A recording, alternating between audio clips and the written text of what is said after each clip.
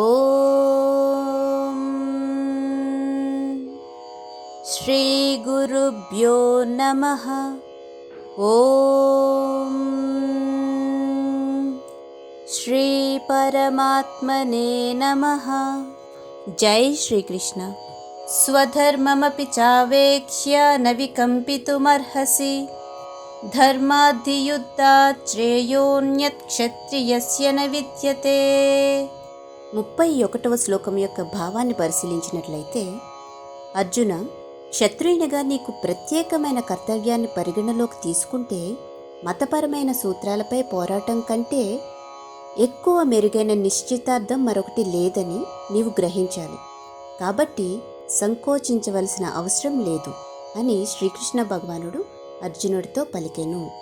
యదృచ్ఛయా చోపపన్నం స్వర్గద్వారామపావృతం, సుఖినః క్షత్రియాః పార్థ లభంతే యుద్ధమీదృశం. 32వ శ్లోకం యొక్క భావాన్ని పరిశీలించినట్లయితే, ఓ అర్జున, క్షత్రియులు సంతోషంగా ఉంటారు.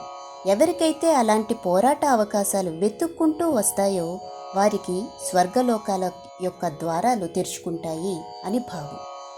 హత చేత్వమిమం ధర్మ్యం సంగ్రామం న కరిష్యసి, తతస్వధర్మం కీర్తించ హిత్వా పాపమవాప్యసి.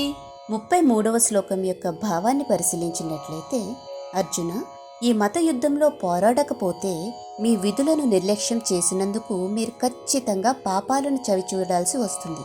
అంతేకాకుండా పోరాట యోధుడిగా ఈ ఖ్యాతిని కోల్పోతారు అని భావం. అకీర్తించాపి భూతాని కథయిష్యంతి తే వ్యయాం, సంభావితస్య చాకీర్తిః మరణాదతిరచ్యతే. 34వ శ్లోకం యొక్క భావాన్ని పరిశీలించినట్లయితే, అర్జున, ప్రజలు సదా నీ అపఖ్యాతిని గుర్తు చేసుకుంటూ మాట్లాడుకుంటూ ఉంటారు. అంతేకాకుండా గౌరవించబడవలసిన వ్యక్తికి అగౌరవించబడడం అనేది మరణం కంటే కూడా ఘోరమైన శిక్ష అని భావం.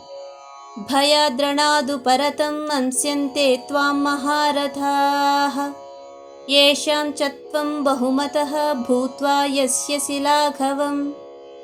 35వ శ్లోకం యొక్క భావాన్ని పరిశీలించినట్లయితే, అర్జున, నీ పేరుని కీర్తిని ఎంతో గౌరవించిన గొప్ప సైన్యాధిపతులు కూడా నువ్వు భయంతోనే యుద్ధభూమిని విడిచి వెళ్ళిపోయావని అనుకుంటారు. అంతేకాకుండా నిన్ను పిరికివాడిగా భావిస్తారు కూడా.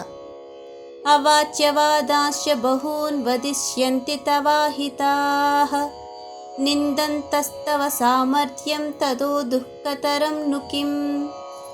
36వ శ్లోకం యొక్క భావాన్ని పరిశీలించినట్లయితే, నీ శత్రువులు కూడా నిన్ను చాలా క్రూరమైన మాటలతో వర్ణిస్తూ ఉంటారు.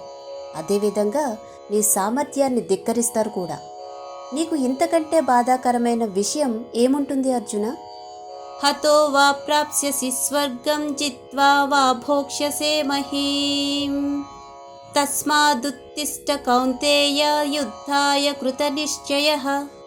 37వ శ్లోకం యొక్క భావాన్ని పరిశీలించినట్లయితే, ఓ కుంతీపుత్ర, నీవు యుద్ధభూమిలో చంపబడి స్వర్గలోకాలను పొందుతావు, లేదా నీవు జయించి భూలోక రాజ్యాన్ని అనుభవిస్తావు. కాబట్టి లేచి దృఢ సంకల్పంతో పోరాడు అని భావం. సుఖ దుఃఖే సమే కృత్వా లాభాలాభౌ జయాజయౌ, తదో యుద్ధాయ యుజ్యస్వ నైవం పాపమవాప్స్యసి. 38వ శ్లోకం యొక్క భావాన్ని పరిశీలించినట్లయితే, యుద్ధం కోసమే నువ్వు పోరాడు. సుఖం లేదా బాధ, నష్టం లేదా లాభం, విజయం లేదా ఓటమి పరిగణలోకి తీసుకోకు. ఇలా తీసుకోవడం ద్వారా నీకు ఎప్పటికీ పాపం రాదు అని భావం.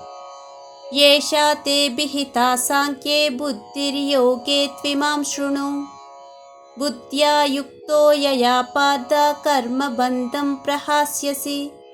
39వ శ్లోకం యొక్క భావాన్ని పరిశీలించినట్లయితే, ఇప్పటి వరకు నేను నీకు సాంఖ్య తత్వశాస్త్రం యొక్క విశ్లేషణాత్మకమైన జ్ఞానాన్ని ప్రకటించాను. ఇప్పుడు ఫలితాన్ని ఇవ్వకుండానే పనిచేసే యోగ జ్ఞానాన్ని విను అర్జున. నీవు ఇలాంటి తెలివితేటలతో పనిచేసినప్పుడు నీ కర్మబంధం నుండి విముక్తి పొందవచ్చు కూడా. నేహా విక్రమనాశోస్తి ప్రత్యవాయో న విద్యతే, స్వల్పమప్యస్య ధర్మస్య త్రాయతే మహతో భయాత్. 40వ శ్లోకం యొక్క భావాన్ని పరిశీలించినట్లయితే, అర్జున, ఈ ప్రయత్నంలో ఎటువంటి నష్టం లేదు, తరుగుదల ఉండదు, మరియు ఈ మార్గంలో కొంచెం ముందుకు సాగడం వల్ల అత్యంత ప్రమాదకరమైన భయం నుండి ఒకరిని రక్షించగలదు కూడా. ఈ వీడియో కనుక మీకు నచ్చినట్లయితే please like and subscribe. Thank you.